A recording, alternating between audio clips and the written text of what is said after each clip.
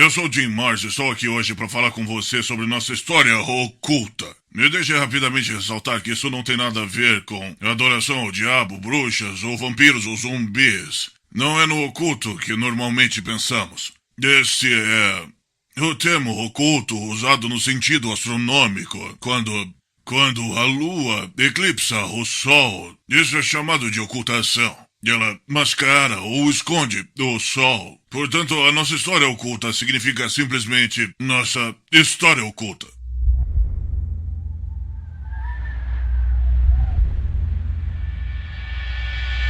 Os antigos alienígenas e a nova ordem mundial.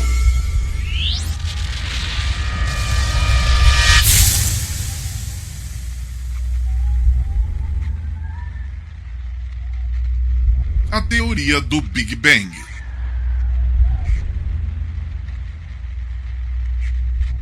A teoria do Big Bang. A ideia é que havia apenas energia no espaço e se coalesceu e no meio que condensou e criou uma tremenda pressão, liberando uma explosão, jogando pedaços de energia e matéria em todo o universo, e eles giraram e esfriaram, criando galáxias inteiras, criando o Sol, e depois os planetas, e depois a evolução. Isso é, naturalmente, o que todos nós aprendemos na escola. Mas até mesmo a teoria do Big Bang hoje está sendo questionada. Em uma recente edição da revista Scientific American, dizem que é uma lacuna quântica na teoria do Big Bang. Portanto, é simplesmente uma teoria. E estamos descobrindo coisas novas o tempo todo.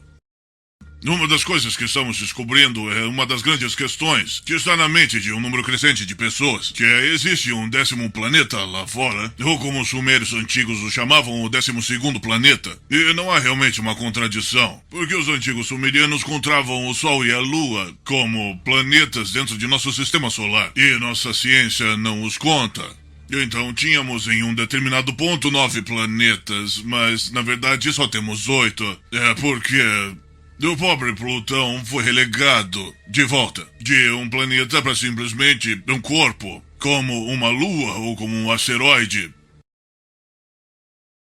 Ou ainda pior que isso, acho que Pluto se tornou o cão de Mickey Mouse. Mas nós estamos aprendendo todos os tipos de coisas sobre o sistema solar e localizaram um planeta fora desse sistema que eles pensam que faz parte de nosso sistema. E isso remonta aos anos 80, quando na verdade havia histórias de sucesso sobre isso. Mas não ouvimos muito, exceto em sites de conspirações que falam sobre o 10º planeta, ou o planeta X, ou Nibiru, ou Wormwood, como quiser chamar. Mas de fato parece haver algo lá fora. E eles podem muito bem ser o que pode estar, talvez, causando um transtorno nas órbitas de alguns planetas do nosso sistema. E também pode estar por trás de estranhas mudanças ambientais que estão ocorrendo nesse planeta. Que, obviamente, há uma mudança ambiental, como o aquecimento global que tem sido mostrado para tentar empurrar o imposto global sobre o carbono. E desculpe, Al Gore, mas não é apenas dirigir os nossos carros. Mas a prova está em que as calotas de gelo em Marte estão diminuindo, derretendo. Do gelo em algumas luas de Júpiter está derretendo. Os planetas externos estão se tornando mais luminosos, o que significa que estão aquecendo. E, portanto, o que quer que esteja acontecendo com todo o sistema solar não é só no nosso planeta.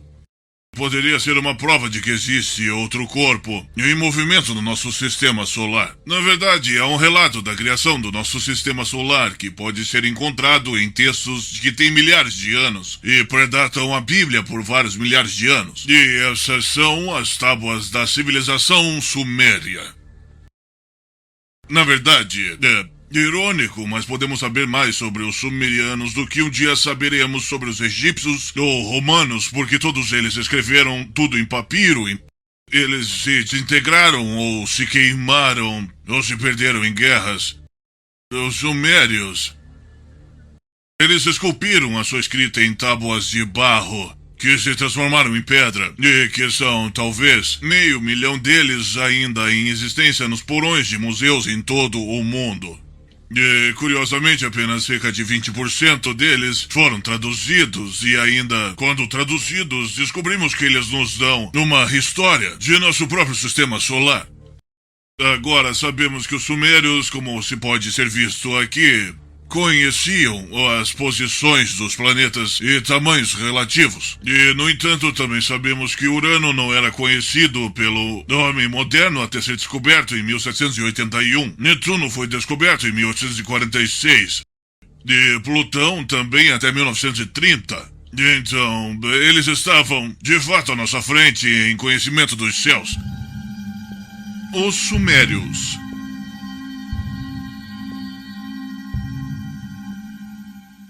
De acordo com as tábuas sumerianas, tudo começou com um enorme planeta chamado Tiamat. E Tiamat foi localizado entre Marte e Júpiter. Ele era um planeta enorme, maior do que a Terra. E era um planeta aquoso, cheio d'água. Nas tábuas cuneiformes, os sumérios nos falam de guerra nos céus. Dos confrontos que aconteceram são lidos como uma metáfora para a criação de nosso sistema solar e nos conta uma história incrível. Nos conta de um outro planeta conhecido como Nibiru, conhecido como o planeta da travessia. E isso porque Nibiru aparentemente tem uma órbita que o leva para fora de nosso sistema solar e revolve a cerca de 3.600 anos, ou aproximadamente. E isso constituiria um de seus anos, e estaria destinado a retornar às proximidades da Terra em 2060. Mas isso significa que pode estar se aproximando de nosso sistema agora, e algumas pessoas acreditam que essa pode ser a causa de nosso clima errático e das mudanças ambientais que estamos vendo ocorrer na Terra. Recentemente, em 2012, astrônomos afirmam ter encontrado evidências de outro corpo celestial em nosso sistema solar. Portanto, isso não é puramente teoria. E a única teoria que entra é de que esse objeto pode ser talvez outro planeta, talvez um outro sol que está implodido, ou um buraco negro. E, bom, sabe, não temos certeza. E, claro, o governo age como se nada tivesse acontecendo. Portanto, o que mais é novo? Então, de acordo com esse antigo relato, há milhares de anos atrás, quando Nibiru passou pelo nosso sistema solar, passou perto do planeta de água de Tiamat, de uma das luas de Nibiru. Na verdade, atingiu a Tiamat e demoliu cerca de metade desse mundo, fazendo com que ele se desfizesse em pedaços, mas continuou na órbita de Tiamat. E esse é o que conhecemos como cinturão de asteroides. E a outra metade de Tiamat coalesceu e foi empurrada para depois da órbita de Marte. E isso é o que veio ser conhecido como a nossa Terra. Isso poderia explicar por que as rochas marcianas e fósseis marcianos foram encontrados na nossa Terra. E por que algumas das amostras de água mostram evidência de vida marciana. Porque começou como Tiamat e depois veio parar aqui. Portanto, veio de Tiamat e não de Marte. Então hoje temos o sistema solar como conhecemos hoje, que é o Mercúrio, Vênus, e então Marte, e então a Terra, e então a cintura de asteroides, e então Júpiter, Saturno e outros planetas. Isso poderia explicar muitas coisas, incluindo a origem dos próprios cometas, que, na verdade, são como bolas geladas voando pelo espaço. E de onde eles vêm? São fragmentos e pedaços de escombros da destruição do planeta Tiamat. A Lua.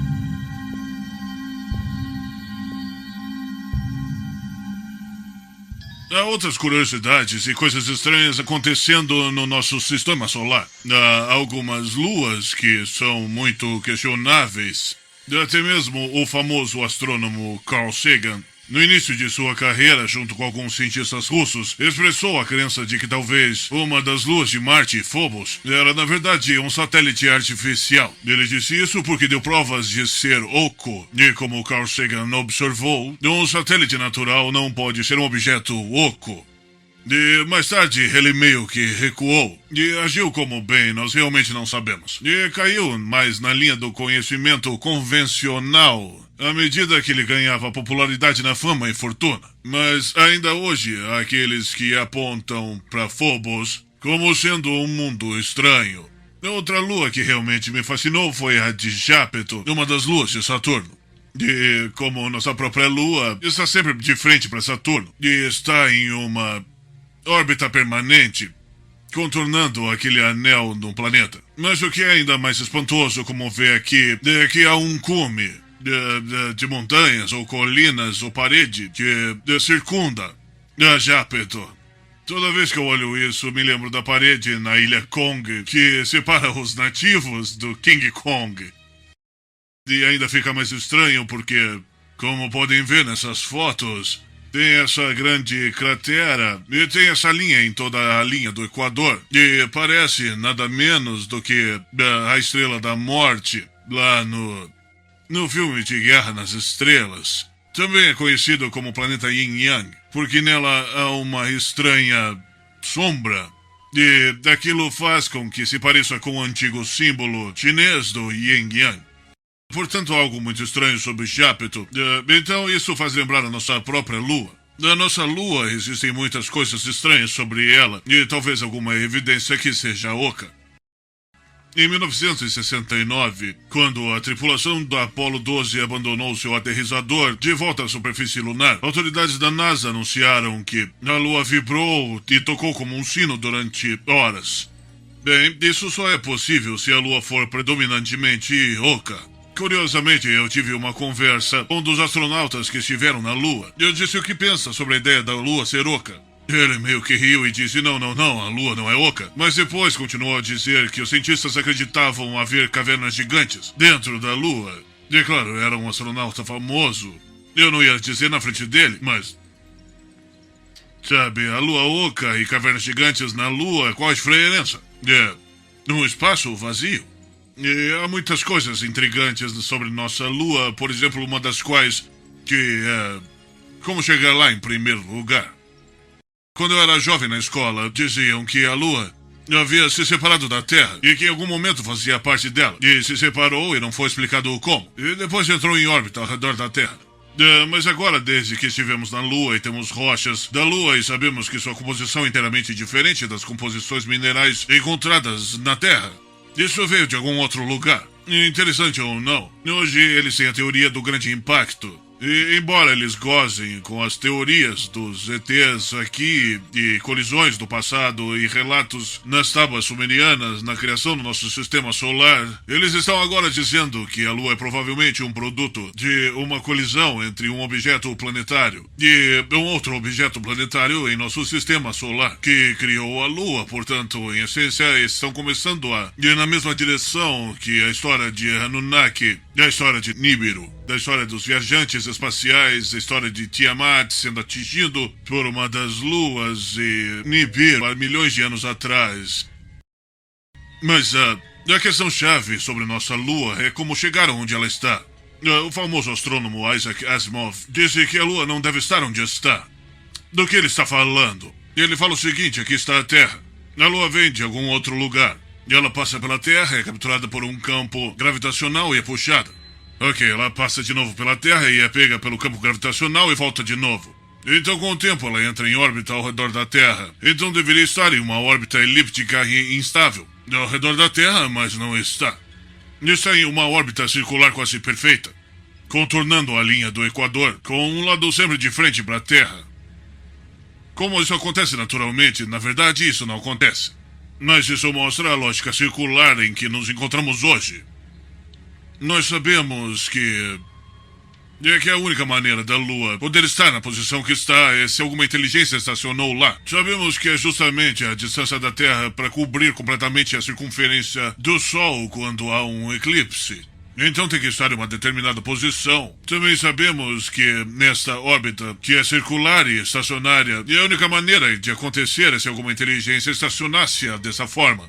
Bem, nosso pensamento circular é esse. Sabemos que a Lua tem estado lá durante toda a nossa história. E sabemos que não a estacionamos lá. E também sabemos que não é essas coisas de alienígenas. E, portanto, simplesmente não falamos sobre isso. E é aí que a ciência hoje está na Lua. Mas há outros aspectos da Lua que são igualmente intrigantes. E aqui está uma fotografia da NASA que é conhecida como Alaska. Isso é algo que tem uns 600 metros. E que se eleva da superfície da Lua. Não sabemos exatamente o que é, se uma antena de rádio ou se é uma torre, não sabemos. Mas na caixa de explosão você pode ver. Não se preocupe com a pequena coisa X. É apenas uma marca de registro na fotografia. Mas o objeto é muito estranho. Isso nunca foi explicado. Além disso, nessas fotografias da NASA, vemos objetos em forma cilíndrica passando em frente à Lua, se movendo ao longo da Lua. E dali no canto direito, tal objeto parece estar saltando dos lados da linha do Equador. Essa é uma das minhas fotografias favoritas, que mostra o que parece ser uma rocha rolando ao lado de uma cratera, e deixando seus rastros na Lua. Isso é claro que se trata de um slide de uma imagem publicada. Não é uma imagem muito clara, mas na original você pode ver esses rastros subindo do lado do Equador e depois eles descendo do lado que de certa forma destrói a ideia que é apenas uma rocha redonda rolando pela lateral da cratera por acidente. E se você olhar para a parte superior, verá alguns outros rastros na Lua. O que é ótimo. Agora, junto com as luzes vistas na Lua, luzes em movimento na Lua, dos ventos de água e gás, passando algumas provas de vento na Lua. Sabemos agora que a Lua tem um pequeno, mas não menos importante, campo magnético. Então, muito do que pensávamos saber sobre a Lua prova-se não ser verdade, pois há muita atividade acontecendo lá. O Sistema Solar. Também sabemos que há outros artefatos estranhos em nosso sistema solar, na região de Sidônia, em Marte. Temos o famoso rosto de Marte. O que eles tentam dizer é que não há nada lá, mas ainda a certos momentos do dia parece ser um rosto humano. Nós temos pirâmides em Marte, e o interessante é que tendem a imitar a formação das pirâmides, tanto no México como no Planalto de Gizé, no Egito. E tudo isso tende então a dizer que tem havido vida inteligente visitando nosso sistema solar por milhares de anos. Mas enquanto o nosso planeta, sim, as evidências se tornam ainda mais convincentes. Em nosso próprio planeta temos um pequeno machado incrustado numa rocha e que remonta a 1 milhão de anos. Temos um mapa de Piri-Reis que foi feito na década de 1500 por um almirante turco que disse que obteve os mapas dos gregos anteriores, e eles, por sua vez, com bases em mapas ainda anteriores. E ainda nesses mapas podemos ver a costa da Antártica, o que não era conhecido porque tem estado sob centenas de metros de gelo durante séculos. E a linha costeira real não era conhecida até o advento do radar, e quando usaram um radar de penetração no solo, ainda assim, o mapa Piri-Reis mostra com precisão o litoral da Antártica e também mostra as afluentes do rio Amazonas. Algo que não era conhecido até que houvesse sobrevoos durante o ano geofísico de 1958. Então, de onde se conseguiu isso? Bem, eles obteve a partir de mapas anteriores. E o que é fascinante para mim é que esses mapas anteriores tendem a distorcer à medida que se avança na distância. As linhas costeiras e os leitos dos rios tendem a se alongar. E é exatamente o que se vê nas fotografias tiradas do alto da atmosfera. Porque você tem a curvatura da Terra e começa a distorcer as bordas da massa terrestre na foto que se está tirando. Então, em outras palavras, esses antigos mapas foram desenhados durante os anos 1500 na base dos mapas gregos e anteriores, e que evidenciam terem sido copiados de fotografias anteriores ainda. Mas o fato é que se você estudar as culturas antigas na Terra, verá que cada uma tem suas lendas de deuses que vêm do céu, que viajam em máquinas voadoras ou são capazes de causar a destruição com uma única arma. E ainda esses deuses transcendem todas essas culturas. Você encontra essas histórias na América Central e do Sul, China, Austrália, África, Egito, em todos os lugares. E o denominador comum é o voo. Eles dizem que essas pessoas conseguiam voar pelo ar. Daqui vemos evidências de objetos em forma de disco, que pode ser encontrado historicamente. E então, na Índia, África, Itália, vários lugares. A peça, o equipamento enferrujado aqui é o mecanismo Antikythera que foi descoberto em um navio grego de volta aos anos 1900. Eles não sabiam o que era, então foi descoberta uma série de engrenagens e rodas dentadas e faz parte de um computador antigo e está voltado para análise e observação do movimento das constelações. Então, eles tinham algum tipo de tecnologia muito alta no passado antigo.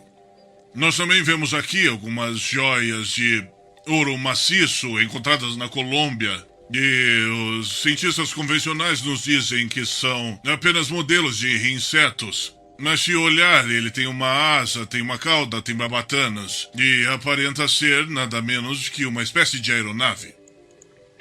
E na verdade, esses pesquisadores alemães construíram um modelo de um desses pequenos pedaços de joias de inseto que poderiam voar muito bem. Então, aparentemente, estavam modelando essa joia em dispositivos voadores reais em que eles tinham visto ou tido experiências e o estavam copiando em suas joias. Civilizações perdidas. Já que estamos falando de alta tecnologia no passado da Terra, isso meio que nos leva às lendas de Atlântida, de Mu, de outras civilizações perdidas agora. Houve uma Atlântida real e era assim chamada? Não sabemos ao certo. Mas Atlântida é um bom termo genérico que significa civilização pré-histórica altamente tecnológica. E as evidências para isso foram encontradas, na verdade, em todo o mundo. Mas, novamente, como na história do homem cego e do elefante, e eles vão para o zoológico e todos experimentam uma parte diferente do elefante, os cientistas de hoje não têm um pedaço do mito do atlantiano e da história, um pedaço da verdade, mas não tenho certeza se alguém tem o quadro completo. Outras evidências de coisas estranhas que aconteceram com nossos antecedentes são os relatórios contínuos de nossos ossos gigantes sendo encontrados. E alguns deles são absolutamente incríveis. E o que se deve entender é que não há nada de novo sobre gigantes. Tivemos gigantes durante toda a história. Hoje temos gigantes como prova por algumas dessas pessoas mais modernas, contrastando com as pessoas mais baixas como mais altas. E é claro, temos a história da Bíblia como Davi e Golias. O Golias não era apenas uma anomalia. Ele tinha irmãos e era de um clã de gigantes. E esses gigantes estiveram conosco o tempo todo, mas por alguma razão, esses poderes decidiram manter essa herança longe de nós. O Instituto Smithsonian, que todos nós conhecemos, é uma grande instituição científica. Mas o que não sabemos é que é uma agência do governo dos Estados Unidos. É o governo. Quando esses esqueletos gigantes, caveiras gigantes e caveiras de cristal, quando objetos muito anômalos foram encontrados, o governo que vem junto, e geralmente na forma da Smithsonian, para pegar tudo isso e trancar. Muito parecido com o filme de Indiana Jones, onde eles têm a Arca da Aliança trancada em um armazém do governo. Estou particularmente interessado em uma história de 1909 que alguns funcionários da Smithsonian descobriram artefatos egípcios na extremidade norte do Grand Canyon. E havia relatos nos jornais daquela época com muitos detalhes sobre os quartos encontrados, sobre os artefatos, o fato que eles estavam trazendo pessoas, eles estavam construindo guindastes, removendo material do sistema de cavernas e ainda quando se pergunta dizem que não sabe de nada. E as pessoas da região todos se esqueceram disso. O que me intriga é que, embora eles neguem que há qualquer coisa nessas histórias de artefatos egípcios encontrados no Grand Canyon, o que, naturalmente, lançaria a história convencional da humanidade em ruínas, descobrimos que no extremo norte do Grand Canyon, em torno de 94, Mile Creek e Trinity Creek, eles têm formações rochosas com nomes como a Torre de Set, da Torre de Ra, no Templo de Horus, o Templo de Osíris e o Templo de Ísis. Bem, de onde vêm esses nomes se não encontraram algo relacionado ao Egito Antigo lá? Então, mais da nossa história está sendo escondida de nós. Há alguns anos, quando visitei o Egito, eu fui ao Palácio de Sete em Abydos. E eu estava olhando esse antigo palácio egípcio e um dos guardas disse: "Você gostaria de ver o Osirion?" E eu disse: "O que é isso?" Então fui levado à parte de trás. Debaixo do chão tem dessas pedras monolíticas que haviam sido colocadas juntas lá, junto com o aqueduto, junto com algumas paredes e edifícios. Havia um templo de Sete construído em cima de uma estrutura mais antiga. E essa estrutura se parece um pouco com Stonehenge, mas não de pedra bruta, mas de granito muito finamente cortado. Tanto que nem mesmo se pode colocar um pedaço de papel entre os blocos, e basicamente está escondido da vista. Tivemos que puxar algumas tábuas soltas para subir em uma escada e descer até Roserion. Olhei à minha volta e me disseram que normalmente era embaixo d'água. Então o visitante habitual de Abydos não chegaram a ver Roserion, mas por acaso eu estava lá durante um período excepcional de seca e fomos capazes de descer até lá e olhar mesmo. E curioso ou não, todas as estruturas no Antigo Egito é cheio de hieróglifo, mas não em Osirion. Essa é uma evidência muito forte que havia uma civilização pré-egípcia altamente desenvolvida, que não sabemos sobre. E definitivamente um poder em curso em alguns desses antigos túmulos egípcios e palácios. Essa é a tumba de Sekhmet, e uma estátua de Sekhmet lá dentro. Minha esposa Carol queria tirar uma foto, e ao segurar a câmera para conseguir uma nítida foto da foto de Sekhmet, como se pode ver nessa fotografia, tirada de uma outra pessoa do nosso grupo, que estava de pé atrás dela, existe uma energia saltando de sua câmera e avançando em direção à estátua de Sekhmet. Naquele momento, ela descarregou completamente e não funcionou durante o resto da viagem. Ela lamentou o fato de Sekhmet ter sugado a energia de sua câmera. Mais uma vez, acho que isso nos diz que ainda há restos de alguma tecnologia muito exótica ainda a ser encontrada no Egito. Também no Egito tinha esse portão, que foi encontrado na aldeia egípcia de Naslet el-Shannon, logo após a muralha de Gizeh, e está enfeitado no topo com alguma pequena figura, com uma grande cabeça e grandes olhos, parecido com um alien cinza. E da direita há um entalhe de rocha, que mais uma vez parece nada menos do que um alienígena cinza. Esse portão, a propósito, foi derrubado, removido, e como todo o resto, tentam esconder as evidências de contato extraterrestre ou pré-históricas civilizações. Indo para a costa da Normandia, nós encontramos um local de Karnak, numa catedral neolítica. Há 3.500 anos, datados a essas pedras de que cobrem milhares de pedras verticalmente quase todo o campo lá na Normandia. E outro local estranho está em Baalbek, lá no Líbano. Daqui é claro que a cidade egípcia de Heliópolis foi construída, e ainda assim construída sobre pedras gigantescas, que nem mesmo na tecnologia de hoje provavelmente não poderia ser movida. Aqui você pode ver um grupo de pessoas de pé diante de uma das enormes pedras que haviam sido escavadas, mas ainda não tinham sido transferidas para Baalbek. E é verdade, e tem sido argumentado, que existem talvez 1 ou 2 guindastes no mundo hoje que poderiam pegar uma pedra como essa pesando mais de 1.000 toneladas. Mas, quanto à minha pesquisa, não há nenhum que poderia captar a pedra tão pesada e movê-la. Poderiam levantá-la, mas não se mover com ela. E então a questão ainda permanece: que tipo de tecnologia essas pessoas tinham muito antes dos tempos dos romanos, que foram capazes de construir essa enorme plataforma lá no Líbano. Zacarias Sitchin e outros estudiosos que começaram a reinterpretar a tábua suméria dizem que essa era a visão de um porto espacial, onde os extraterrestres aterrizavam e decolavam. Aqui temos uma das estátuas da Ilha de Páscoa, e normalmente só vemos as cabeças gigantescas saindo do chão e elas são incríveis o suficiente. Mas aqui podemos ver que na verdade escavaram para baixo não só a cabeça. Existe um corpo inteiro lá, uma estátua enorme, que foi extraída de alguma distância de onde estão enterradas no chão. Então quem fez isso e de que isso se tratava? E que tipo de ferramentas eles tinham para fazer essas estátuas gigantescas e as moverem para seus locais atuais? E por que é que depois de escavar e perceber que há estátuas gigantes aqui, muito mais altas do que apenas as cabeças, e eles as taparam? Ok? Eles nem querem que as pessoas saibam que essas coisas existem. Da direita aqui vemos o famoso Castelo de Coral. Ed Leeds Callahan construiu na Flórida na década de 1920.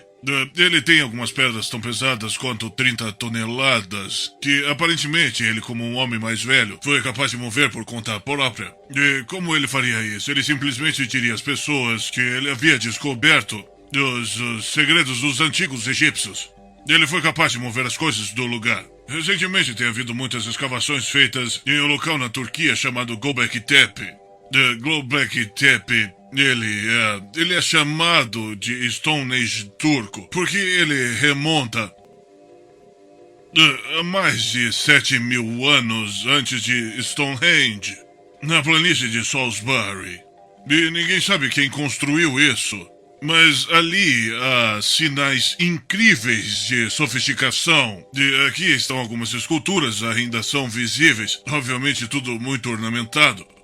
Eles acham que o lugar foi construído como um local de adoração, um lugar para estudar as estrelas. Mais uma vez encontramos, como todas as outras sociedades primitivas do mundo, esse fascínio, esse interesse com as estrelas, me indicando que sabiam de algo importante sobre isso. E talvez porque sabiam que foi daqui que vieram os deuses.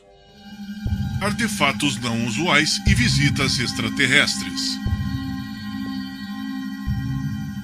E além desses locais, nós temos esses crânios estranhos que foram encontrados em todo o mundo. Caveiras com crânio alongado, crânios com chifres, com cabelos avermelhados, alguns dos dentes com presas, caveiras sem dentes, caveiras gigantes, pigmeias, caveira de cristal, que são perfeitas em medidas da cabeça humana. E muitas delas com esses crânios alongados faz uma pessoa se perguntar onde se vê no fundo a rainha egípcia Nefertiti, que usava esse chapéu do tipo cônico. E isso era apenas uma moda da época ou era algo para cobrir um crânio mais alongado, porque eram parte humanos e parte algo mais, talvez? O pesquisador Lloyd Pah tem seu crânio da criança estrela, que ele vem estudando há anos, e agora eles descobriram que existem diferenças no nucleotídeos no DNA da mitocôndria, indicando que pelo menos um dos pais da criança estrela não é inteiramente humano. Portanto, aqui temos mais provas concretas de que houve visitação de não-humanos num passado distante em nosso planeta. Na verdade, a evidência da visitação de estrangeiros é simplesmente, convincente e quase esmagadora quando se olha para ela. Em vários locais e objetos anômalos ao redor do mundo, desde pinturas rupestres antigas nos desenhos que parecem pessoas do espaço com trajes espaciais, tem moedas antigas que mostram objetos voadores. Nós temos a arte, a cultura durante toda a Idade Média, mostrando objetos em forma de disco e de aparência estranha voando pelo ar. Então faz tempo que isso está por aqui. E é claro, a ideia de que a humanidade cultuou alguma força extraterrestre não é novidade. Nós podemos ver isso no famoso filme 2001, Odisseia Espacial. Mas esses detalhes, mais de uma vez, nas antigas tábuas sumerianas, que quando todos começaram a dizer como chegamos aqui, o que houve, eles contam a mesma história básica. Há 432 mil anos atrás, antes da grande enchente, que seria a inundação de Noé, e eles dizem que os Anunnaki, cuja a tradução é aqueles que vieram dos céus e aterrizaram na Terra, vieram de Nibiru através do Grande Bracelete, que é interpretado como o cinturão de asteroides, e pousaram então na terra do Golfo Pérsico. E então começaram a colonizar e começaram a procurar ouro. Sim, primeiro tentaram conseguir extrair o ouro das águas do Golfo Pérsico, mas isso foi lento e não retornou muito ouro. Por isso começaram a explorar a terra. E particularmente na África do Sul encontraram minas de ouro ou camadas de ouro sobre o solo e começaram a montar operações de mineração. No início da década de 90, uma das empresas de mineração da África do Sul tentou fazer uma contagem dessas antigas operações de mineração e depois veio vários milhares. E eles simplesmente desistiram de contar, pois haviam muitas. Portanto, isso tem sido algo, a caça ao ouro, isso tem sido caça de recursos, tem sido algo que remonta ao longo da nossa história. De acordo com as tábuas sumérias, houve problemas, porque essas pessoas vieram ao planeta como astronautas e se tornaram garimpeiros. E a mineração sobre a Terra é um trabalho duro, quente e extenuante. Então houveram greves, desaceleração da demanda por salários altos e por ajuda. E a liderança dos Anunnaki foram perturbadas sobre o que fariam a respeito. E alguns deles exigiam medidas duras, punição para aqueles que não cavariam o ouro. Mas o oficial de ciências deles, Henke, disse: bem, agora eu tenho estudado os primitivos da Terra em meu laboratório na África do Sul. E acredito que poderíamos ajustar o DNA desses primitivos e fazer de nós mesmos uma raça operária. Eles poderiam fazer todo o trabalho árduo e nos libertar de todo o trabalho. E interessante que eles tinham os mesmos argumentos éticos que nós temos hoje sobre splicing, genes e clonagem. Eles disseram que não cabia a nós brincar de Deus, apenas Deus. Somente a força criativa universal poderia criar realmente os seres vivos. E isso é verdade, então não deixe ninguém que te diga que tentam argumentar que os aliens criaram os humanos, não é a ideia. Tudo o que eles fizeram foi o que nós fizemos com os animais. Cavalos, vacas, ovelhas, cachorros e gatos. Eles melhoraram a raça. De acordo com as tábuas sumárias, o oficial de ciências Enki e seu parceiro Norharsharg levaram o óvulo de uma fêmea terrestre e o fertilizou com o esperma de um macho Anunnaki. E depois o implantaram em fertilização in vitro. E depois na vagina de uma fêmea Anunnaki, que logo ficou grávida, e então realizou um parto cesariano e produziu um híbrido entre as duas espécies, e deu no que chamavam de Adama, no Adão, a primeira pessoa da Terra. E inicialmente esses eram como mulas, não podiam se reproduzir. Então tinham que continuar recriando, mas depois de mais experiências e manipulações com o DNA, eles na verdade aperfeiçoaram para onde os humanos agora podem se reproduzir. Aí que o problema começou. De acordo com o soberano Anunnaki Enlil, ele ficou perturbado com os sons de acasalamento dos humanos, enquanto eles se reproduziam como coelhos. Quando eles perceberam que Nibiru estava voltando e haveria mudanças gigantes na Terra, ficou decidido que os humanos tinham ficado fora de controle. Para qualquer um de vocês que viu Star Trek mostrar os Tribbles, era como se os humanos tivessem se tornado os Tribbles e estavam infestando tudo. Então foi decidido deixar a natureza seguir o seu curso. E quando Nibiru se aproximou o suficiente para causar desastres geofísicos na Terra, os Anunnaki simplesmente saíram em suas naves e entraram em órbita ao redor da Terra enquanto o dilúvio cobria tudo. Nas antigas tábuas que antecedem a Bíblia por cerca de 3.000 anos, detalham a história do dilúvio com duas diferenças significativas. Enquanto a história bíblica sobre o dilúvio conta como Noé foi contatado por seu Deus e mandado construir uma arca e levou os seres vivos e etc., da versão suméria tem a pessoa como Upnapishtim, e ele foi dado por seu Deus para construir uma arca de mesmas dimensões, selada da mesma forma que foi passado no relato bíblico. A outra diferença é muito intrigante para mim, porque eu perguntava com frequência como manter um barco cheio de animais. Os leões se deitam com as gazelas. Sabe o que aconteceu lá? De acordo com as tábuas sumérias, foi dito ao Utnapishtim para construir uma arca de que seria preenchida com a semente de todos os seres vivos. E então, como já sabemos que eles tinham conhecimento funcional do DNA e também da clonagem e manipulação genética, então vemos ao invés de um barco cheio de animais, nós vimos um barco com um armário, com tecidos de DNA e amostras de DNA, que então poderiam ser usados após a terra seca e ser usada para reconstruir a terra. Aparentemente foi isso que foi feito. Ironicamente, a ciência nos diz que a agricultura começou nas altitudes mais elevadas da região montanhosa de Cáucaso, na exata localização de Monte Ararat, onde nos foi dito que a arca, tanto no relato sumério e na Bíblia, vieram parar. Então, você pensaria que a agricultura começaria no solo muito rico, no leito dos rios e depois subiu, mas é o oposto, começou nas montanhas e desceu, dando suporte à ideia do conto sumeriano. Outras evidências de vida na Terra que possam ter tido tecnologia alternativa pode ser encontrado na África do Sul, onde pesquisadores e cientistas eles encontraram milhares e milhares desses círculos de pedra, sem entradas e nem saídas, apenas círculos. E ali o povo simplesmente dirá que são currais onde se guardam os animais. Foi o que eles fizeram. Mas esses círculos de pedra têm sido datados para mais de 200 mil anos atrás. E, como eu disse, não há entradas. Então, de que serve um curral se você não pode colocar os animais e retirá-los de lá? Não, eles eram para outra coisa. E o que eles estavam descobrindo é que, aparentemente, esta era uma tecnologia para retrair a energia da própria Terra. E alguns desses círculos, os cientistas haviam conseguido escavar 183 metros. Eles encontraram uma temperatura média dessa área de 5 graus Celsius. E, no entanto, quando se entra nesses círculos, é possível se atingir a 57 graus Celsius.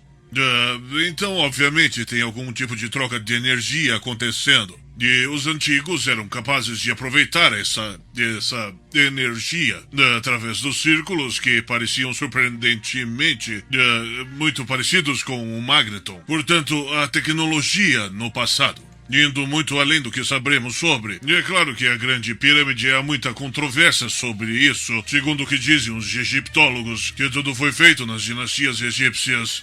E que os escravos dos egípcios arrastaram rochas gigantes através do deserto e amontoaram nas pirâmides, mas me parece haver algumas provas físicas que contradizem esse relato. Por exemplo, na Grande Pirâmide e na Esfinge, encontramos uma erosão vertical de água muito óbvia. O que significa que essas duas estruturas passaram por fortes chuvas por longo tempo. E ainda assim, o geólogo te dirá que não tem havido chuvas significativas no Planalto de Gizé por mais de 10 mil anos. Isso significa que a Esfinge e a Grande Pirâmide foram construídas e estão em existência há mais de 10 mil anos atrás, que predatam os egípcios por cerca de 5 ou 6 mil anos. Mas isso ainda fica mais estranho.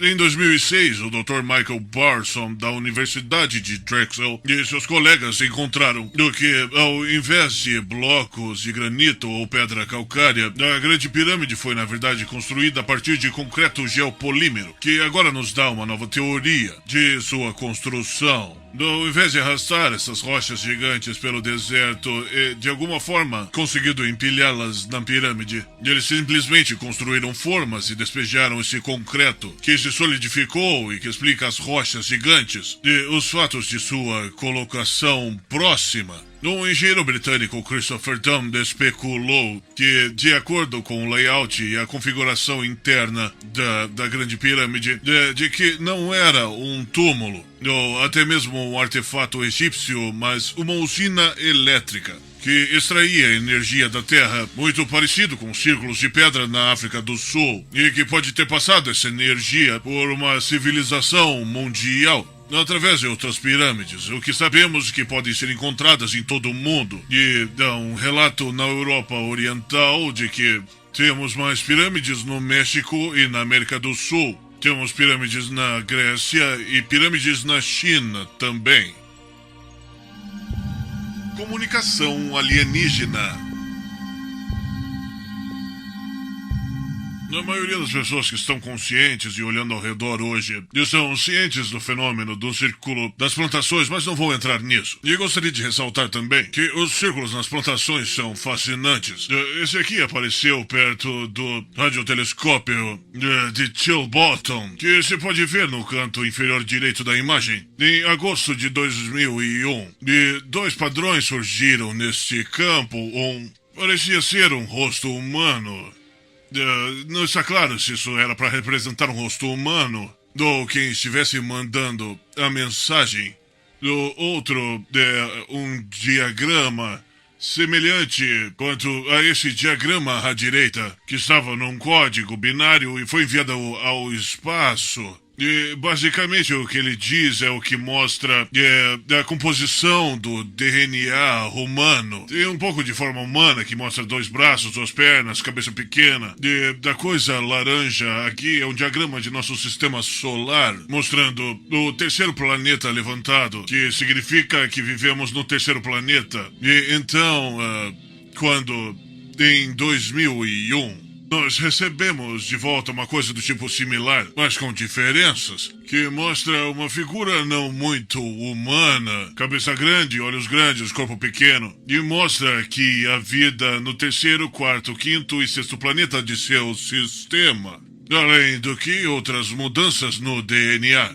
Então isso foi uma resposta do espaço. E então, no ano seguinte, quase no mesmo dia, tivemos essa forma na plantação perto de Winchester, no Hampshire, na Inglaterra. E mostra claramente o que parece ser um rosto alienígena, com um código binário que se lê. Cuidado com portadores de presentes falsos e suas promessas quebradas. Muita dor, mas ainda há tempo. Pensamos que quer dizer acredite que há bondade lá fora. Nos opomos ao engano, o conduíte se fechando. Agora, se isso é uma farsa, são farsas muito elaboradas. E foram realizadas e feitas com algum tipo de tecnologia não conhecida. E se são mensagens de não humanos no espaço, então deveria ser dada mais atenção a isso. Então tudo suscita a pergunta, nossos ancestrais vieram do espaço? Como se pode ver, as evidências claramente apontam que sim. Porque temos relatórios ao longo de toda a história. Nós vemos na Bíblia Ezequiel na roda de fogo. Nós temos histórias de barcos voadores dos egípcios. Temos os escudos voadores dos romanos. Nós temos relatórios das coisas voando pelo ar na Idade Média. Temos relatos de coisas voando no ar em 1800, antes dos irmãos White voarem. Então, obviamente, parece que há evidências que demonstram que tem havido visitação nesse planeta. E o que nos leva a uma grande questão. Que eles vieram aqui, onde eles estão agora. Todos eles partiram? Ou alguns deles ficaram para trás? Se sim, então onde estão e o que querem? Tecnologia antiga e tecnologia moderna. Manipulação de energia hoje é o nome do jogo. Isso é o que tudo está voltado. Se pudéssemos manipular a energia, poderíamos ter energia livre. Podíamos ter antigravidade, poderíamos ser capazes de manipular o tempo. Porque se descobre que cada vez mais e mais que a energia e gravidade estão todos entrelaçados. E acho que vemos vislumbres que tal tecnologia era disponível em um passado distante. A grande mídia nos disse que Saddam Hussein acreditava ser Nabucodonosor reencarnado. Então, talvez valha a pena dar uma olhada no rei Nabucodonosor na Babilônia e descobrir o que ele estava fazendo. Que, de acordo com a Bíblia, ele construiu uma estrutura de ouro e foi traduzida como a fornalha de fogo, mas, obviamente, é mais como uma simples fornalha, porque pessoas saíam e entravam. Ok, mas ele nunca conseguiu que funcionasse muito bem, mas alguns de seu povo adoeceram e morreram. Por isso ele estava preocupado com isso, ele estava criando um campo de energia, aparentemente sim. Então ele desce para a Palestina e pega 3 dos sacerdotes hebreus, Sadraque, Mesaque e Abdenego. Os traz à Babilônia e diz que quer aquilo funcionando. Eles disseram, você não é o nosso rei. Você não acredita no nosso Deus e não trabalhamos para você. Ele disse, então vou colocá-los nessa estrutura. E disse, ou vocês já fazem funcionar ou vai matá-los. O curioso é que eles não apenas entraram, mas foram empurrados. Primeiro vestindo suas roupas, e seus mantos e chapéus. O que isso tem a ver? Ou eles estariam vestindo uma roupa anti-radiação. De qualquer forma, eles entraram lá dentro. E o rei Nabucodonosor, ele não queria chegar perto, então ele disse, eles estão aí? E um de seus homens diz, sim, ó rei. Na verdade, tem 4 lá dentro. 4, diz ele. Quem é o 4? Então disseram, esse é o Filho de Deus. Obviamente causou uma impressão nele. Mas quem era aquele? Nós não sabemos, porque nunca mais houve relatos do que aconteceu depois disso, além do fato de que Nabucodonosor ficou tão impressionado com a performance dos 3 sacerdotes que os colocou no comando de toda a Babilônia, da coisa toda. Portanto, obviamente, aqui criaram um campo energético, uma fenda espacial, e alguém veio atrás dela, de um jeito ou de outro. Então, há um vislumbre tentador de que eles tiveram acesso a essa tecnologia exótica, mesmo na época de Nabucodonosor. E que Saddam Hussein poderia ter estado atrás disso ele mesmo. E então isso nos leva à guerra ao Iraque. Do que se tratava tudo aquilo, nos foi dito que Saddam Hussein teria uma bomba nuclear e lançaria em nós em 6 semanas, mas isso provou ser falso. Foi-nos dito que eles tinham armas de destruição em massa, mas provou ser falso. Disseram, nós vamos buscar o petróleo dele. E não era verdade, porque acabamos pegando menos do que pegávamos antes de atacarmos o Iraque. E então, finalmente, se tornou em... Bem, estamos tentando trazer liberdade e democracia. Você deve se lembrar disso quando em Blackwater, um mercenário e uma equipe sob contrato de uma companhia privada matou cerca de 40 pessoas disparando balas em uma praça pública, dizendo do governo do Iraque, mas na verdade era o nosso próprio governo. E quem colocamos no comando disse, isso é demais, nós não queremos fora de lá. E os Estados Unidos disseram, sinto muito, temos contrato com eles, temos que ficar. Como isso para a liberdade e a democracia? Certo? Então do que se tratava tudo? Bem, agora é sobre o ataque a Bagdá em abril de 2003. Ao contrário da normal estratégia militar, que é um objetivo, você ataca o objetivo, você consolida os seus ganhos, pacifica o campo e passa ao próximo objetivo. Fizemos uma linha B diretamente para Bagdá. E o que aconteceu em Bagdá? No saque ao Museu Nacional Iraquiano. Agora, do que se tratava isso? Eu tenho os recortes de notícias da grande mídia em meus arquivos que apareceram em 1999 e 2000. Equipes arqueológicas alemãs e francesas estavam fazendo novas descobertas surpreendentes no Iraque. Eles até pensaram que encontraram o túmulo de Gilgamesh, que até então recentemente era pensado ser um personagem mítico. Mas agora começam a perceber que havia realmente, assim como agora, estamos começando a perceber que a história dos Anunnaki e essas pessoas que nos visitaram de outro mundo, que podiam viajar voando, que isso pode muito bem ter sido baseado na realidade também. Então, para onde eles estariam trazendo as recém-descobertas das cidades antigas sumerianas de Ur, eles teriam levado ao Museu Nacional Iraquiano. Mais de 700 mil peças foram retiradas do museu por uma máfia, possivelmente contratada como disfarce, para uma operação ali realizada. Os diretores do museu de todo o mundo conseguiram que o Pentágono prometesse que protegeria o Museu Nacional Iraquiano, pois era o repositório da história humana. Ainda assim, quando a máfia apareceu, os homens de serviço dos Estados Unidos foram ordenados a se retirar e a máfia foi autorizada a saquear o museu. Mas o coronel Matthew McDaniels, o diretor adjunto do Conjunto de Coordenação Interinteligência, investigou o saque do Museu Iraquiano e escreveu: o porão é o que temos chamado de um trabalho interno. Vou dizer isso para sempre como mantra. Para mim isso é inconcebível. O porão foi arrombado, os itens foram roubados, sem um conhecimento íntimo do museu. E de lá foram tiradas cerca de 10 mil peças, e recuperamos apenas cerca de 650 aproximadamente. Então, em outras palavras, esta era a máfia. E o saque foi um disfarce para uma operação para enviar operários para lá. Eles acharam cortadores de vidro que não são comercialmente disponíveis no Iraque. Alguns dos guardas estavam suspeitosamente desaparecidos ou doentes. Eles, quem quer que fossem, os ladrões tinham as chaves para as exibições e pro porão. E eles passaram direto por falsificações muito caras e foram direto buscar as coisas no porão. Essa foi uma operação para ganhar no que eles pensaram poder ser uma antiga tecnologia ET. Então quem pegou essa antiga tecnologia ET? Bem, vamos fazer uma revisão do que acabamos de ver. Primeiro, esse conhecimento foi passado às habilidades misteriosas do Egito e da Grécia. E depois, é claro, foi depositado e permaneceu no Templo de Salomão, onde então foi recolhido pelos Templários, que então criaram os maçons. E depois se transformaram na maçonaria, os Rosa Cruzes. dos alquimistas e depois os maçons iluminados. Essas eram as maçonarias na Europa, que haviam sido infiltradas pelos Illuminatis na Bavária. Eles então, os maçons iluminados, em seguida criaram mesas redondas financiadas por Cecil Rhodes, de quem foi a ideia de criar uma sociedade secreta para tentar reconquistar a América do Norte para o Império Britânico. Mas então os nazistas assumiram o controle e pegaram o Tesouro de Salomão e muitos dos segredos através de seu programa psíquico mágico. Então isso foi passado para o complexo militar industrial dos Estados Unidos. Do que agora estão à frente os líderes corporativos, os líderes bancários, são geralmente membros das sociedades secretas, como o Conselho de Relações Exteriores e Comissão Trilateral, que foi uma ramificação do Conselho de Relações Exteriores, e claro, Bilderbergers, que são dos principais industrialistas, líderes corporativos, magnatas da mídia, oficiais bancários, que se encontram uma vez por ano e são tão secretos que nem têm um nome, são chamados de Bilderbergers, porque foram descobertos pela primeira vez numa reunião pública no Hotel Bilderberg, na Holanda.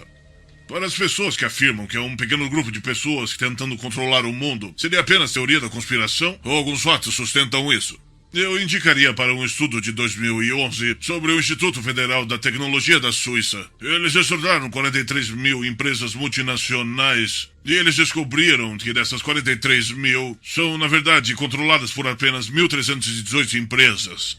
A maioria delas com cargos de diretoria interligados e propriedades de 1.300 companhias, que são, por sua vez, controladas por 147 empresas com controle de interligação. E essas 147 empresas controlam mais de 60% da receita global. Essa é uma incrível concentração de poder. E dessas 147 empresas, na verdade, a maioria dessas são controladas por cerca de 20 grandes bancos. Então, quando dizem que os bancos estão administrando o mundo, bem, isso é uma boa evidência de mostrar que isso é verdade. E como eles fazem isso? Eles fazem isso a partir de agências pouco conhecidas, tais como o Fundo de Estabilização Cambial. Ele foi criado em 1934, no auge da Depressão. E esse é um escritório pouco conhecido do Tesouro dos Estados Unidos que controla o Banco da Reserva Federal de Nova York, que por sua vez é o banco líder. Para o sistema da Reserva Federal, os 12 bancos do sistema da Reserva Federal, eles também lidam com o orçamento negro para a CIA, no que faz entrar bilhões de dólares não contabilizados. Eles também criaram o Fundo Monetário Internacional e o Banco Mundial, que tem sido fortemente criticado por tentar controlar e comprar os países do terceiro mundo. Bem, o Fundo de Estabilização Cambial é um desses pequenos sistemas de interligação onde os banqueiros controlam tudo. Isso tem estado envolvido em praticamente todos os escândalos na história americana desde sua criação em 1934. Isso inclui as alegações de contrabando de drogas da CIA, o Irã Contra e até mesmo o assassinato de JFK. Outro mecanismo de controle pouco conhecido do sistema monetário é o Conselho de Estabilidade Financeira. Isso foi originalmente esse Comitê de Estabilidade Financeira do Banco de Compensações Internacionais, que foi criado para lidar com reparações de guerra após a Primeira Guerra Mundial, mas logo foi apoderado pelos nazistas alemães. Foi um banco nazista e durante a Segunda Guerra Mundial. Esse era o banco onde todos guardavam seu dinheiro. E para ficar acima da luta, em 2006, o presidente Obama assinou o acordo do G20, que concordou em deixar o Comitê de Estabilidade Financeira tornar-se o Conselho de Estabilidade Financeira, que supervisiona nossa economia. Que dita a política para o Fed, para a Comissão de Valores Mobiliários e para outros grupos políticos. E assim, pelo assinar de sua caneta, o presidente Obama colocou agora todo o nosso sistema financeiro nas mãos de banqueiros internacionais, como se já não tivesse uma participação grande através do sistema da Reserva Federal. Então, com os Bilderbergers e com essas agências internacionais que estão agora controlando nossa economia. Daqui é onde o poder de controlar a grande mídia e os grandes negócios chegam por um pequeno punhado de pessoas. E essas pessoas podem rastrear a sua herança e seu conhecimento de volta a esses antigos deuses do céu. A dinastia bancária Rothschild é conhecida como provavelmente uma das principais organizadoras da pirâmide do poder do mundo de hoje. E eles não riem da ideia dos astronautas antigos. E, na verdade, nos anos 20, eles nomearam de seus filhos Nimrod, porque eles afirmam que são os descendentes do deus rei sumério, o Nimrod. Também descobrimos que Sula, o famoso general romano, fundou um colégio em Roma dedicado à deusa egípcia Isis. Júlio César dizia que seu pai era o Enéas, o pai de Rômulo e Remo, dito como sendo um híbrido entre um humano e não humano, a deusa Vênus, conhecida como Hathor para os egípcios e Asura para os sumérios. Então, mais uma vez, nós vemos a conexão de volta através dos gregos e egípcios às divindades sumerianas. Porque tudo está nas linhagens de sangue. Essas pessoas pensam que eles devem estar no comando do mundo, eles podem dizer a todos como viver, e eles reivindicam o direito porque dizem que podem traçar suas linhagens de volta aos deuses originais da antiguidade. Aristocracia alienígena e o controle das mídias. Todas as eleições presidenciais na América, incluindo George Washington, foi ganha pelo candidato com os genes mais reais britânicos e franceses. Dos 42 presidentes até Bill Clinton, 33 estão relacionados a duas pessoas: Alfred, o grande rei da Inglaterra, e Carlos Magno, o monarca famoso francês. E assim vai. 19 dos presidentes estão relacionados a Edward III, na Inglaterra, que tem 2.000 conexões de sangue com o príncipe Charles. George Bush e Barbara Bush são da mesma linhagem de sangue de Pierce, que mudou seu nome de Percy quando atravessou o Atlântico. Percy hoje continua sendo uma das maiores famílias aristocráticas da Grã-Bretanha. Fiquei maravilhado com a eleição do ano 2000, ao ver que os Burke's Peerage, uma publicação genealógica muito prestigiada na Inglaterra, previu que George W. Bush seria presidente. Eles disseram que poderiam dizer isso com certeza porque, embora Al Gore também estivesse relacionado com os Windsors britânicos, a família Bush estava mais próximo da relação com os Windsors e, portanto, ele assumiria a presidência. E, com certeza, depois que eles pararam a recontagem na Flórida, que agora sabemos que foi ganha por Al Gore, eles da Suprema Corte agora nomearam George Bush como presidente. Então a previsão de Burke's Peerage revelou ser verdadeira. E assim descobrimos que Gore e Bush, John Kerry e Dick Cheney, todos estão relacionados, todos da mesma linhagem. Mas tenho certeza que as pessoas pensam, bem, ao menos você possa dizer que Barack Hussein Obama não faz parte dessa linhagem de sangue, mas você está errado. De acordo com Lynne Cheney, a esposa de Dick Cheney, enquanto ela pesquisava os antecedentes de sua família, ela descobriu que Barack Obama é um primo de 8º grau e de Dick Cheney.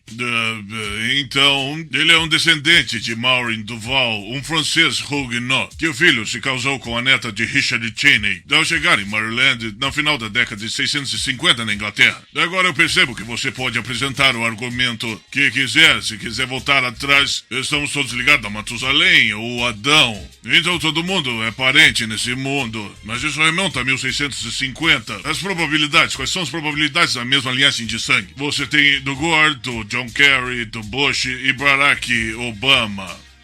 E esses são os únicos que podem concorrer à presidência dos Estados Unidos. O Chicago Sun-Times relatou que tanto Obama como Cheney são consanguíneos para com a família Bush. São relacionados. De acordo com o jornal, George W. Bush e Obama são primos em 10º grau, ligados através de um casal do século XVII em Massachusetts, Sarah Sue e Samuel Hinckley. Hinckley é um parente distante de George Herbert Walker, amigo íntimo de Bush e John Warrencock Hinckley, cujo filho, John Walker Hinckley Jr., foi a pessoa que foi declarada como o homem que atirou em Ronald Reagan em 1981. Isso parece incestuoso para você? Que todos estão envolvidos, estão relacionados? Então isso nos leva ao porquê que não sabemos de nada sobre isso. Isso porque a comunicação de massa nesse país hoje se reduziu a cerca de 6 grandes corporações. Aqui vemos Time Warner, AOL e Disney. E pode ver todos os jornais, livros e programas de TV também. Revistas que essas duas corporações controlam. E depois tem Vivendi, Universal, Viacom e os Corporation e Bertelsmann AG. A Bertelsmann AG é uma empresa alemã de propriedade privada de uma família na Alemanha que durante a guerra, a Bertelsmann foi a maior publicadora de propaganda nazista para Watermark alemã, para os militares. E hoje é a maior publicadora no idioma inglês. E controla a maioria das principais publicadoras nos Estados Unidos. Isso deveria ser motivo de preocupação, mas não é, porque a maioria das pessoas nem sequer sabe sobre, porque eles controlam tudo o que vemos e ouvimos. Hoje, de acordo com estudos por sensor de projeto, descobrimos que as maiores empresas de mídia são interligadas por proprietários comuns, membros do Conselho Interbloqueio. É por isso que não estamos recebendo nenhuma notícia independente. E, na verdade, a maioria das redes de TV agora reuniram seus recursos e eles têm uma equipe de filmagem que gravam algo e, em seguida, cada rede, cada estação é transmitida como se fosse seu programa, mas é tudo homogeneizado. É tudo garantido pelo governo. E não apenas isso, mas recentemente o presidente Obama fez com as políticas de que não se pode usar o dinheiro dos impostos para divulgar propaganda governamental como notícia. Então agora os militares, a CIA, a NSA podem usar o seu dinheiro de imposto para propagandear você. E dizer coisas que eles querem que você ouça e da forma que eles querem que você ouça. Por exemplo, no 12 de setembro de 2009, um número estimado de 2 milhões de americanos marcharam em Washington, chateados e zangados com o Obamacare. E sobre as guerras no Iraque e no Afeganistão também. Mas você não ouviu sobre isso, ouviu? Porque ninguém informou sobre isso. Nenhuma das principais mídias de comunicação iria noticiar sobre. No New York Times, Washington Post, tinham pequenas histórias dizendo centenas de milhares. Mas o que se pode ver nessa foto é que eles preencheram a Pennsylvania Avenue. E ainda pensar em quando a marcha de 1 milhão de homens em Washington recebeu cobertura por mais de uma semana. Mas 2 milhões de americanos marchando sobre Washington nem sequer foi noticiado. O pessoal diz que é um controle muito apertado sobre mídia de notícia. Agenda alienígena e a nova ordem mundial. Vários líderes mundiais têm tentado nos alertar sobre o que acontece nos bastidores. E que há uma força ou poder em algum lugar. Woodrow Wilson colocou dessa forma. Ele disse que alguns dos maiores homens dos Estados Unidos têm medo de alguém. Eles temem algo. Eles sabem que existe um poder em algum lugar tão organizado, tão sutil, tão vigilante, tão entrelaçado, tão completo, tão difundido que é melhor não falarem mais alto de que sua respiração quando falarem condenação dele. É muito forte. Então de quem ele estava falando? Bem, nós sabemos que a elite governante, a elite bancária internacional, nas famílias reais, eles olham com desdenho para o público. E um líder foi citado, como tenho dito, que somos apenas comedores inúteis. E tudo isso volta à ideia de que nós temos um problema de superpopulação aqui. A mesma coisa que vimos nas tábuas sumerianas, como o antigo Anunnaki Enlil, ele diz, a população humana fica fora de controle. Temos que fazer algo a respeito disso. Certo, bem, hoje o príncipe Philip, da Inglaterra, descreveu que o crescimento da população humana é provavelmente a única e mais séria ameaça à sobrevivência a longo prazo. E se não for controlado voluntariamente, isso será controlado involuntariamente por um aumento de doenças, de fome e de guerra. E te pergunto se não é isso que temos visto ao redor do planeta, África sendo dizimada por doenças, guerras que se multiplicam por todo o lado, e ainda a inanição de países de terceiro mundo. Na verdade, isso para mim é a maior prova de conspiração no mundo de hoje, e da maior conspiração no mundo de hoje, porque nós sabemos que hoje existe a tecnologia acessível que poderia fornecer alimentos básicos, roupas, abrigo, comida e atenção básica médica a cada pessoa nesse planeta. E ainda enquanto você está aqui sentado ouvindo desse vídeo, no fundo da sua mente você sabe que há literalmente milhões de crianças morrendo de fome nesse planeta agora. Por que acontece? Você não quer isso, eu não quero isso. Bem, depois de ter passado as explicações superficiais, bem, a política, o transporte, não há dinheiro suficiente, blá blá blá. A verdadeira razão é porque, por alguma razão em algum lugar, alguém quer que seja assim. Se ninguém quisesse que fosse assim, então não seria assim. Então essa é a maior conspiração que está acontecendo hoje. Mas vejamos o argumento do príncipe Philip. O argumento da superpopulação. Isso é verdade? Eu submeto você a um não. Hoje, o espaço médio de vida em Hong Kong, e claro que tem ricos e pobres, mas o espaço médio de vida é de 519 metros quadrados.